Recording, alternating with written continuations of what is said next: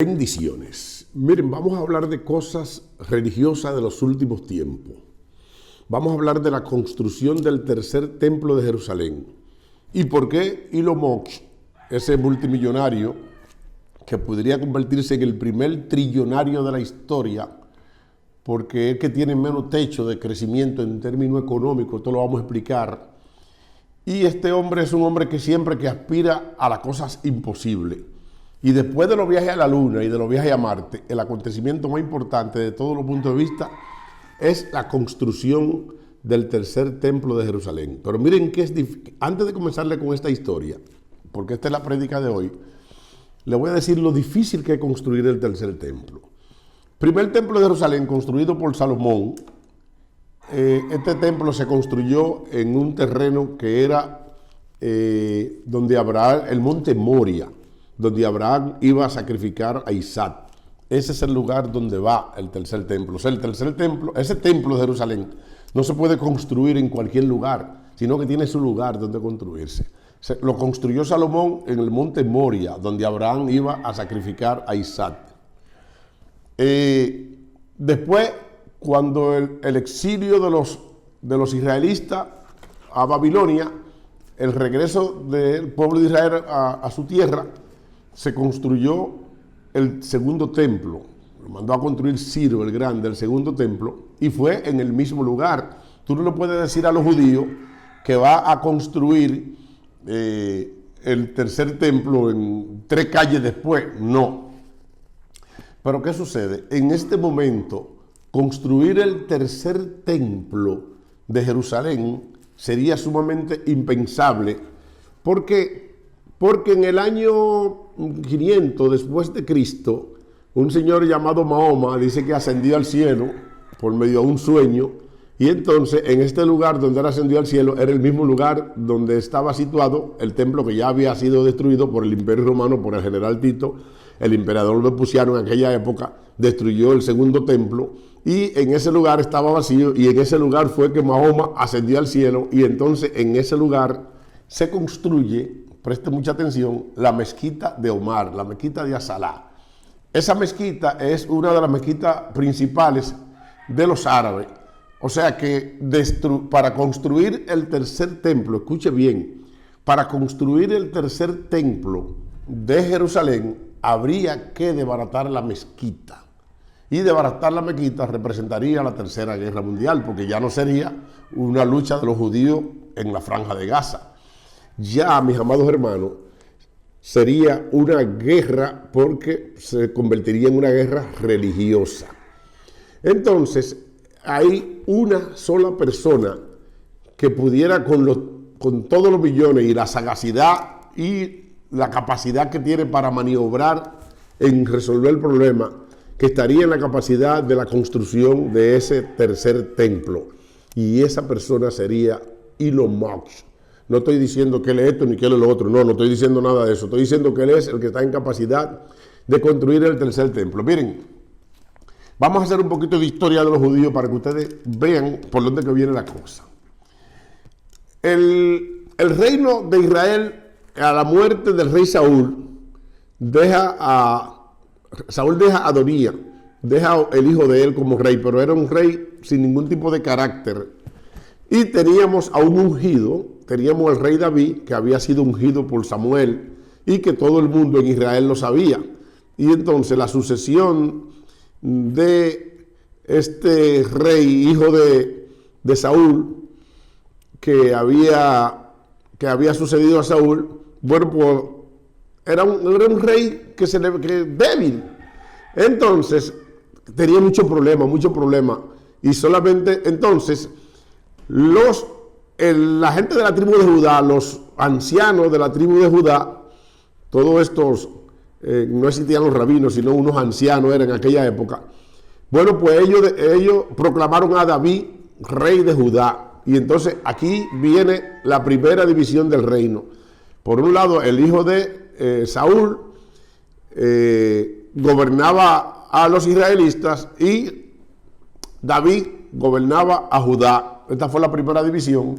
Esta división se hizo visible cuando después muere el rey David y viene el rey Salomón, a quien Dios le delega la construcción del primer templo de Jerusalén. Este primer templo, tenemos que decir, que tenía la característica de que dentro del templo, aparte de que este templo era hecho de oro, y esto lo vamos a explicar por qué fue destruido por el Imperio Romano, este templo tenía la característica de que en él habitaba el Arca de la Alianza, aquella famosa Arca de la Alianza que construyó Moisés en el desierto. Era parte de los utensilios del templo en aquel tiempo. El primer templo de Jerusalén, un templo grandioso. El rey Salomón fue el rey más próspero que ha tenido el mundo en toda su historia. Lo describe como el rey más poderoso.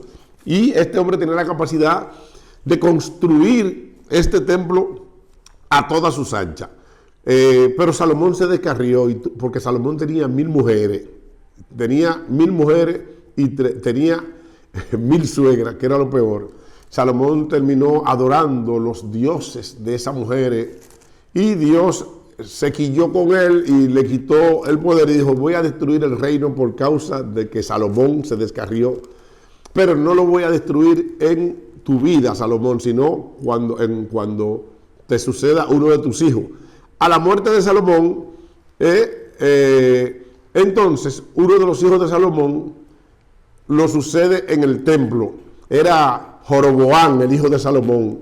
Pero ¿qué pasa? Que de una vez se le hizo la guerra y vino Jeroboam, otro, y se proclamó rey de los israelitas, y el reino que ya había sido dividido en la época de Saúl, vuelve y se divide en 10 tribus, las 10 tribus de Israel, que su centro de gobierno estaba en Samaria, y el reino de Judá, que su centro de gobierno estaba en Judá, estaba ahí mismo en Jerusalén, que era donde estaba el templo.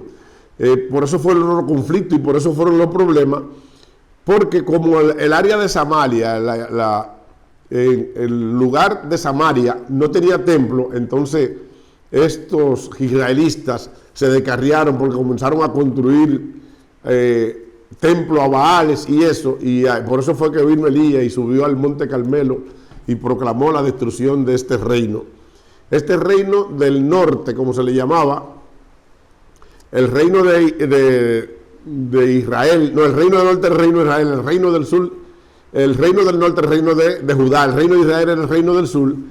Este reino de Israel fue llevado cautivo por los asirios y fue a lo que Cristo dijo que venía. No vine sino a las ovejas perdidas de la casa de Israel. Bueno, pues solamente quedaron los judíos, quedó los judíos, no, porque todavía no se le llamaban judíos, solamente quedaron el reino de Judá, quien también se sublevó. Sedequías, el último rey de Judá, se sublevó, y entonces ahí es, en el libro de Jeremías, usted puede encontrar toda la historia de toda la profecía que Jeremías le daba a este rey para que no se dejara llevar por Nabucodonosor, porque iba a ser muy catastrófico, y este hombre no se llevó de la profecía, sino que se llevó de algunos profetas que habían ahí, y entonces el pueblo de Israel en el año 587 a.C. fue llevado cautivo a Babilonia, y entonces este templo fue destruido. El templo de Jerusalén fue destruido, aunque no solamente fue destruido, pero las edificaciones se quedaron ahí en el mismo lugar. Fue destruido porque ya tú sabes que había que hacer algo grande para que volviera a ser templo. 70 años después, bueno, pues el rey Ciro le permite a los israelitas volver a su tierra. Ahí ellos, aquí en Babilonia se forma la institución de los escribas. Y aquí es porque Nabucodonosor destruyó todo, destruyó los utensilios.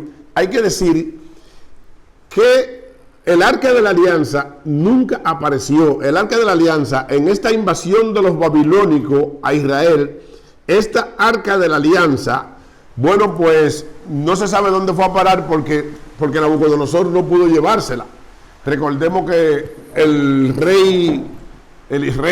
hijo de Nabucodonosor, que se llamaba como Daniel, Belsasar, como no me acuerdo cómo se llamaba, Daniel, el hijo de Nabucodonosor, utilizó todos los utensilios del templo, pero él no tenía el arca de la alianza. Aquí desapareció.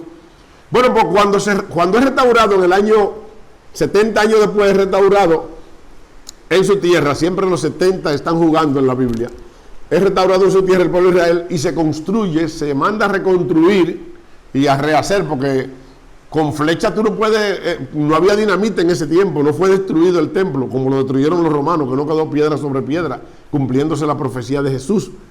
Bueno, pues ellos edificaron el segundo templo. Hay que decir que cuando los judíos regresan de Babilonia, es cuando se instaura el reino de Judá, es cuando ya son judíos por primera vez, ya no son los israelitas de la tribu de Judá y Benjamín, sino que son restaurados y regresan como los judíos y le ponen, y entonces aquí ya está establecida claramente la religión judaica. Aquí es donde nace el judaísmo, como nacieron como nación los judíos, nació el judaísmo, y hasta el reino de Judá era como se llamaba.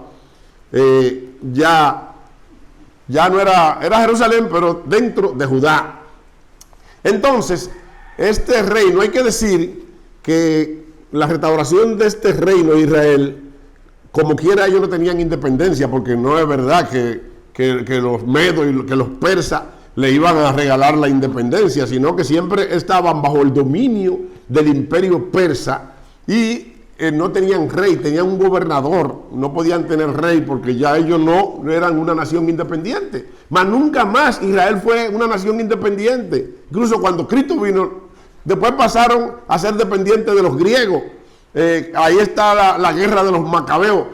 En este tiempo de la guerra de los macabeos, donde había un rey que se llamaba Antíoco, que era el rey de los griegos, porque vinieron los griegos y desplazaron a los medos y a los persas. En este tiempo, Antíoco quería imponer la religión helenista, era una religión que tenían los griegos. ¿Qué pasa? El problema que había entre el reinado y entre el dominio de los medos a los judíos era diferente al dominio que tenían los griegos. ¿Por qué? Porque los griegos comenzaron a hacer competencia con hombres desnudos en Israel, y los rabinos, que ya se formó la institución de los rabinos en aquel tiempo, y este reino, tengo que decir que el reino de Judá estaba comandado por una jerarquía que era una jerarquía eclesiástica que descendía de Aarón, de los sacerdotes, el sumo sacerdote Aarón, y de un sacerdote que vivió en el tiempo de David, que se llamaba Sadoc, de donde vienen los saduceos.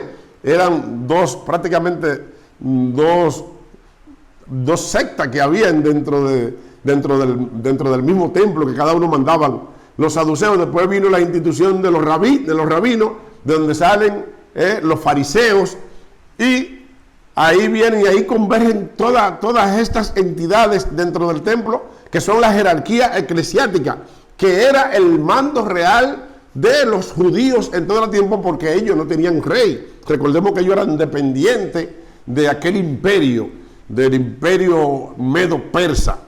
Entonces, estamos hablando de que los griegos querían distorsionar la costumbre judía. La costumbre judía. Esta gente, los saduceos y los fariseos y los esenios, que también eran como una secta, más bien que ellos eran seguidores de Salomón y que eran masones. Hay que decir que estos esenios eran como una secta como masona que incidía ahí en ese segundo templo de Jerusalén. Los helenistas, que era la religión que comandaba, que tenían los griegos, querían imponerle, querían desbaratar. Ellos querían no invadir a Jerusalén para desbaratar, para matar gente, sino querían desbaratar la religión judía. Y por eso es que se arma la guerra de los macabeos, por eso se arma una guerra que finalmente termina con el triunfo de los judíos. Pero ellos profanaron el templo. O sea, Antíoco profanó el templo, y allí en aquel templo, escuche bien, en aquel templo, en el segundo templo de Israel, adoraron a Zeus. O sea, porque eso no es nuevo. El segundo templo se cogió porque para todas las generaciones, ese templo y Jerusalén son sagrados. Por eso yo digo que después que Elon Musk alcance a ir a Marte, alcance a ir a la Luna, su principal proyecto va a ser sentarse en el templo de Jerusalén construido por él mismo. Bendito sea el Señor. ¿Por qué razón? Porque eso es lo que hacen toda la potencia. Apuntan hacia Jerusalén, apuntan hacia la profanación del templo, apuntan hacia desbaratar la religión judía. Entonces los judíos después que retornaron, otra cosa de los judíos, que ellos fueron los primeros, la primera diáspora. La diáspora no existía de que una comunidad de dominicanos, no, una comunidad de los italianos en Judea, no existía en esa comunidad. La primera comunidad que tuvo, escuche bien, la primera comunidad que tuvo una diáspora se llamó la comunidad judía. ¿Por qué? Porque en Alejandría había una diáspora, que por eso se hace la Biblia Septuaginta, para que los judíos que estén allí, bueno, y también este régimen eclesiástico que existía, construyeron lo que se llaman las sinagogas. ¿Por qué? Porque un judío que vivía en Babilonia no podía ir al templo, porque eso era impensable, le quedaba lejísimo. No podía ir, y más que en aquel tiempo que no existían aviones, que era a caballo. Entonces se crean las sinagogas, se crearon en Babilonia las sinagogas ante la necesidad de que el pueblo judío siga adorando a su Dios, porque los babilónicos fueron muy condescendientes con los judíos, porque recordemos que Daniel era gobernador de la provincia de Babilonia. Ellos tenían poder en aquel lugar. Bueno, pues las sinagogas estaban en todos los países, y estas diásporas judías fue en la primera nación. Es que los judíos tienen historia, hermano. Fue la primera nación que tuvo diáspora. Y Zarababel fue un esilaico. Esilaico creo que era que se llamaba. ¿Qué se llamaba esilaico? Que era el que tenía que ver con todo lo que era la comunidad judía en Babilonia. Y también en Alejandría tenían otra comunidad y tenían diferentes personajes judíos que eran los esilaicos. Esto era lo que hoy en día son embajadores o cónsul, porque los embajadores era alguien que le mandaba una embajada a un sitio, pero los esilaicos, la función de un esilaico era velar por la diáspora en aquel tiempo, y solamente los judíos tenían diáspora fuera. Bueno, la intención prácticamente de todas las generaciones es profanar a Jerusalén. Posteriormente cae el imperio griego, y también el imperio griego fue derrotado por los judíos, pero los judíos no pudieron poner un rey, nunca tuvieron rey después que fueron a Babilonia. Recordemos que Herodes el Grande, que fue el que terminó de construir el segundo templo, fue el que le dio belleza a ese templo, que lo puso el segundo templo. Entonces, el imperio romano le hizo la guerra a los griegos, y el imperio romano se impone, y lógicamente los judíos pasan de la dependencia de los griegos. Primero pasaron de ser dependientes de los medos a los griegos, y luego pasan de los medos a los romanos. Entonces ellos son dependientes del imperio romano. Recordemos que cuando el Señor Jesús vino, los judíos, los fariseos y todo ese sistema eclesiástico que gobernaba en aquel tiempo, que fueron los que crucificaron a Cristo, bueno, pues estaban dirigidos por los romanos. Recordemos que tenían un gobernador ¿cómo? Un gobernador romano, que era Poncio Pilato, y ponían un representante de los judíos, como era Herodes, que estaba en Galilea. Lo había puesto Herodes el Grande ahí, Herodes el Chiquito en Galilea. Bueno, el asunto es que el segundo templo, cuando Jesús en Mateo 24, los discípulos le enseñan el templo y le dice, mira la grandeza del templo. Jesús, sabiendo que eso es piedra, que eso no representa nada, y que Él es el Salvador del mundo, y que Él vino a morir por nosotros, Él le dice, ¿ves todo esto? No quedará piedra sobre piedra que no sea derribado. Esa profecía de Jesús se cumplió de manera literal. Y otra profecía que se cumplió fue cuando Jesús miró a María y a María Magdalena, que estaban llorando por él, y él le dijo: no lloren por mí, lloren por ustedes mismos y por sus hijos, porque lo que viene no es bueno. Entonces, en el año 70 después de Cristo, el emperador Vespuciano mandó a su hijo, el general Tito, y destruyeron literalmente a Jerusalén. ¿Por qué la destruyeron? Porque Salomón la había construido, le había metido oro dentro de lo que se llamaba la viga de los peñones, y parece que los romanos descubrieron que tenía oro y quitaron cada peñón para sacar todo el oro. De esa manera, el lugar donde estaba el templo, porque todo es parte de una historia, todo es un hilo conductor que lo conduce a una sola historia.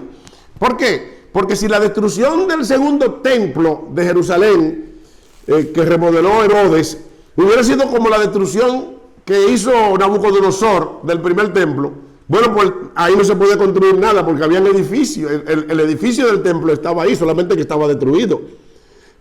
No quedó piedra sobre piedra que no fuera derribado. Entonces, en el año 70 después de Cristo, los judíos fueron sacados totalmente de esa tierra, y ya los judíos no tenían tierra, fueron esparcidos por todo el mundo, se fueron, porque ya, como ya existían la diáspora de la que estábamos hablando, bueno, pues ellos fueron a convivir con la diferente diáspora en Babilonia, allí en Egipto, donde quiera que había una comunidad judía, ellos fueron a vivir, porque es que todo es una historia bien contada.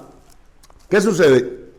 Que todo esto pasa el tiempo, y en el año 1895 se crea el movimiento sionista con la intención de restaurar de nuevo el pueblo de Israel. Y no solamente que se creó con la intención de restaurarlo, sino que ellos logran esto en el año 14 de mayo de 1948.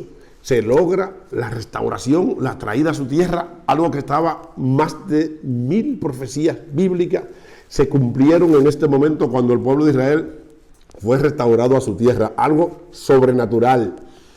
¿Por qué? Porque el 14 de mayo de 1948 se instaura el pueblo de Israel ahí donde está, y entonces el 15 de mayo 5 naciones más grandes y más poderosas que ellos le hacen la guerra. La CIA pronosticó que ellos no resistirían. Sin embargo, los ejércitos judíos envalentonados, unos revolucionarios, le ganaron a esos ejércitos que venían de la Segunda Guerra Mundial. Y entonces Israel se instaura en su tierra.